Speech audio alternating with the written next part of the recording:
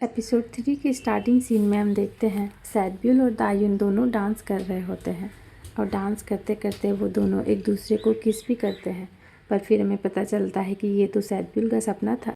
वो उठ के डांस करने लगती है। उसी समय हमें दिखाया जाता है स्टोर पर 3 लड़के सामान खरीदने आते हैं। वो लोग सैडब्यूल से काफ़ी रूडली बात करते हैं और पैसे भी फेक कर देते हैं, जिससे सैडब्यूल को बहुत गुस्सा आता है।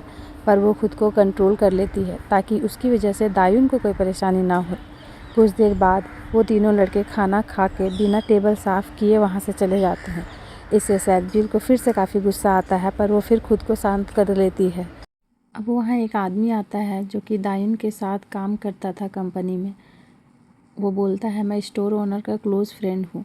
उसको बोलना मैं एक जूस लेके जा रहा हूँ, पर वो उसे नहीं देती और वो वहाँ से चला जाता है। बाद में हमें योंजू का ऑफिस का सीन दिखाया जाता है। दरअसल दायुन भी पहले ऐसी कंपनी में काम किया करता था, इसलिए यहाँ के एम्प्लॉय उसको जानते हैं। एक आदमी योंजू को जेलस कराने के लिए कहता है, मैं कल दायुन के स्टोर गया था। उसने एक पार्ट टाइमर को रखा है जो कि एक लड़की है और बहुत ज़्यादा खूबसूरत और हॉट है। दायुन बहुत ही लकी है जो कि उसको उसके साथ रहने का मौका मिल रहा है। ये सब सुन के योंजू ऐसा दिखाती है कि उसको फ़र्क नहीं पड़ता है।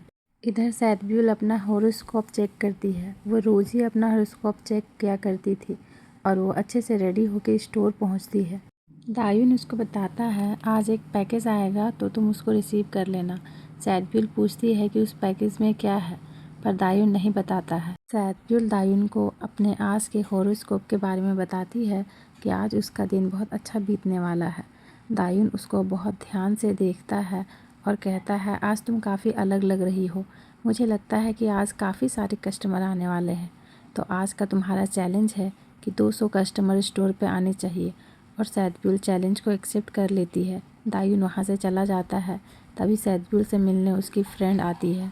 वो दोनों बैठ के बात कर रहे होते हैं। तभी स्टोर पर फिर से वही तीनों लड़के आते हैं जो पिछली बार आए थे। वो लोग बस 1000 वोन की सामान खरीदते हैं, लेकिन काफ़ी सारी चीज़ें चुरा कर लेकर चले जाते हैं। सैडब्यूल अपनी फ्रेंड को कुछ देर के लिए स्टोर को संभालने को कहती है और खुद उन तीनों लड़कों के पीछे चली जाती है। उसकी फ्रेंड स्टोर को संभाल रही होती है। तभी वहाँ पे दालसिक आता है और उसको देख के डर जाता है और उसको उस दिन की लड़ाई याद आती है, तो वो डर के वहाँ से भाग जाता है। इधर सैडब्यूल उन तीनों लड़कों के पास पहुँचती है और उन लोगों को कहती है कि तुमने जो भी स्टोर से सामान चुराया है उसके पैसे पे कर दे और आज के बाद दोबारा चोरी ना करे। पर वो लोग ऐसा करने से मना करते हैं, तो सैडब्यूल उन तीनों को बहुत ज़्यादा मारती है। वहीं दालसिक उधर से गुजर रहा होता है तो ये सब देख लेता है, साथ ही अपने फ़ोन में रिकॉर्ड कर लेता है। पर सैडब्यूल दालसिक को देख लेती है। दालसिक दायुन को कॉल करके सब कुछ बताने वाला होता है, पर तभी वहाँ सैडब्यूल आ जाती है। दालसिक डर के मारे कहने लगता है कि उसने कुछ भी नहीं देखा। सैडब्यूल दालसिक को धमकाती है कि अगर उसने दायुन को कुछ भी बताया तो उसके लिए अच्छा नहीं होगा। फिर हम योंजू को देखते हैं जो कि अपना चेहरा ढककर दायुन के स्टोर के पर आती है। वो कुछ सामान खरीदती है ताकि वो पार्ट टाइमर को देख सके, पर वो जब पैसे पे करने काउंटर पे जाती है तो वहाँ पे वो हुआंग को देखती है। वो पैसे पे करके बाहर आ जाती है और उसको अपनी कलीग पर गुस्सा आने लगता है कि वो उस लड़की को ब्यूटीफुल और हॉट कैसे कह सकता है, क्योंकि योंजू को लगता है हुआंग ही पार्ट टाइमर है। वहीं दायुन अपने फॉर्मर कलीग के साथ डिनर पर आया होता है। दायुन को उसका कलीग बताता है कि योंजू को उसका डायरेक्टर लाइक करता है जो कि चेयरमैन का बेटा है।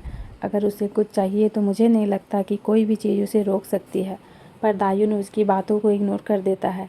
फिर दायुन जब स्टोर आता है तो उसका पैकेज आ गया होता है जिसके अंदर एक स्वेटर होता है, जिसको देख के वो बहुत खुश होता है। दायुन को योंजू का कॉल आता है तो वो उससे बात करने लगता है। सैडब्यूल को काफ़ी गुस्सा आने लगता है। दायुन कहता है, कल तुम्हारे डैड का बर्थडे है ना, तो मैं उनसे मिलकर खुद उनको बर्थडे विश करना चाहता हूँ। दायुन ने योंजू के डैड को गिफ्ट करने के लिए ये स्वेटर ख़रीदा होता है, पर योंजू कहती है मेरे डैड की तबीयत कुछ ठीक नहीं है, इसलिए वो घर पे ही बहुत सिंपल वे में अपना बर्थडे सेलिब्रेट करना चाहते हैं। दायुन कहता है, इसका मतलब मैं इस साल भी तुम्हारे डैड से नहीं मिल पाऊँगा। योंजू सॉरी कहती है और कहती है मैं जल्द ही तुम्हें उनसे मिलवाऊँगी। अगले दिन जब सैडब्यूल काम पे आती है तो वो दायुन से पूछती है कि आज उसने काम पे इतनी जल्दी क्यों बुलाया है। तो दायुन उसको बताता है क्योंकि उसको रीयूनियन पर जाना है। तो वो दायुन से कहती है कि कल वो काम पे नहीं आने सकेगी क्योंकि उसके कुछ प्लान्स हैं।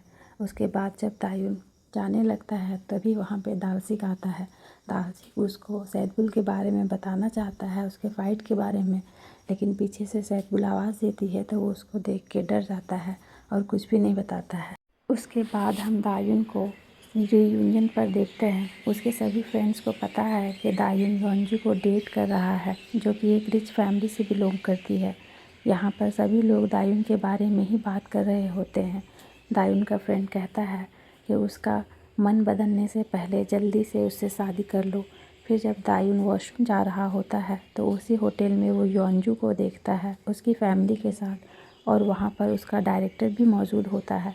वो योंजू के डैड को उसी ब्रांड का स्वेटर देता है जो कि दायुन ने ख़रीदा था उनको देने के लिए।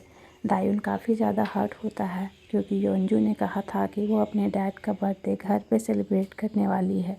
फिर जब दायुन अपने दोस्तों के साथ ड्रिंक कर रहा होता है तो उसका एक दोस्त कहता है अगर उसके पेरेंट्स अमीर हैं तो वो लोग ऐसा सोच सकते हैं कि तुम उसको पैसों के लिए डेट कर रहे हो। फिर वो पूछता है कि क्या वो योंजू के पेरेंट्स से मिला है।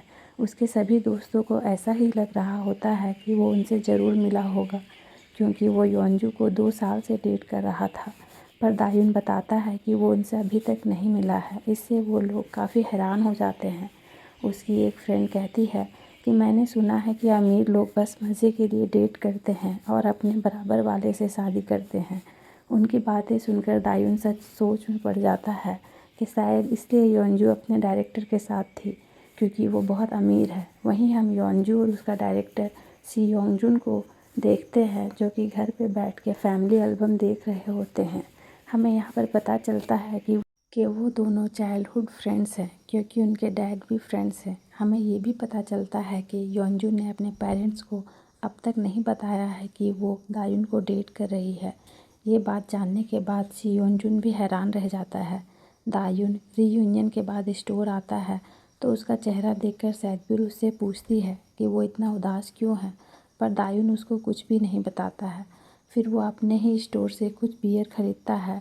सैदपुर उसको बताती है कि आज उसने चैलेंज कंप्लीट कर लिया है। आज स्टोर पर 204 कस्टमर आए थे, पर दायुन इतना ज़्यादा उदास होता है कि वो उसकी बातों पर उतना ध्यान नहीं देता है और वो वहाँ से चला जाता है। सैदपुर ने इतना अच्छा काम किया पर दायुन ने कुछ नहीं कहा। इससे सैदपुर भी थोड़ा उदास हो जाती है। दायुन घर आकर योंजू के बारे में ही सोच रहा होता है कि उसने ऐसा क्यों किया और काफ़ी ज़्यादा ड्रिंक करता है। उसके अगले दिन सैदपुर अपनी बहन शियोबिन के साथ अपने डैड के मेमोरियल पर आती है क्योंकि आज उनकी डेथ एनिवर्सरी है। यहाँ पर हमें सैदपुर के डैड के बारे में पता चलता है कि वो लोगों को मार्शल आर्ट सिखाते थे और सैदपुर ने भी उन्हीं से सीखा था। सैदपुर अपने डैड से बहुत ज़्यादा प्यार करती थी और वो भी उनसे। वहीं दायुन स्टोर पर होता है और योंजू को मैसेज करके कल के बारे में पूछना चाहता है, पर उसको समझ नहीं आ रहा होता है कि कैसे पूछे। तभी वहाँ बहुत सी लड़कियाँ आती है दायुन के साथ सेल्फी लेने। तभी दायुन को योंजू का कॉल आ जाता है और वो उससे कहती है हम शाम में मिलते हैं, और वो कॉल में बिज़ी हो जाता है। इधर सब लड़कियां गुस्सा के चली जाती है। उसके बाद शाम को हम योंजू और दायुन को एक रेस्टोरेंट में खाना खाते हुए देखते हैं। योंजू कहती है कि हमने एक दूसरे को प्रॉमिस किया था कि कुछ भी एक दूसरे से सीक्रेट नहीं रखेंगे।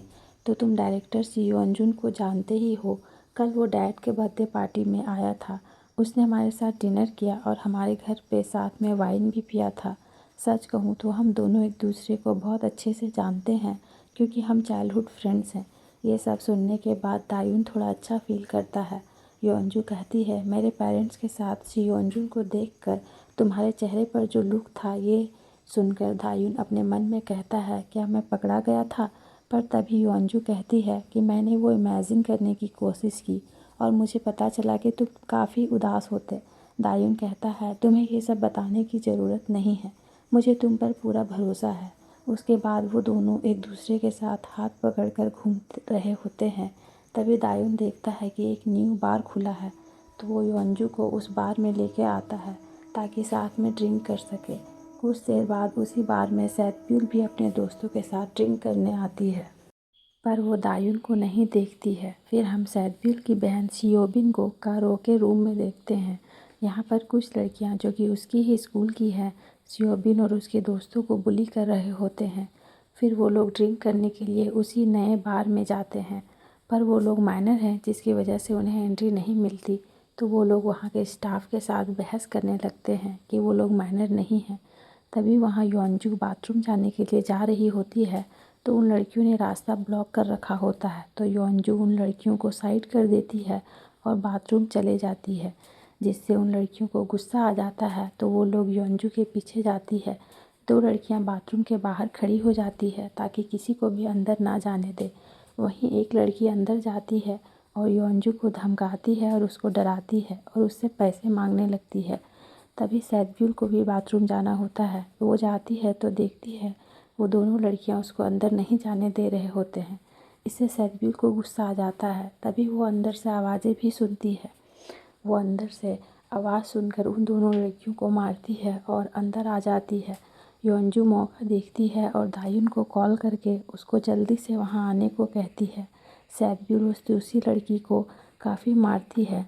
दायुन जब वहाँ पर पहुँचता है, उस वक्त सैदब्यूल योंजू को बाथरूम से बाहर निकाल रही होती है क्योंकि उसको बहुत अर्जेंट बाथरूम यूज़ करना था। दायुन सैदब्यूल को धकेल के नीचे गिरा देता है क्योंकि उसको नहीं पता होता है कि वो सैदब्यूल है, और योंजू से पूछने लगता है कि क्या वो ठीक है। पर जब वो दोनों एक दूसरे को देखते हैं तो शॉक्ड रह जाता है।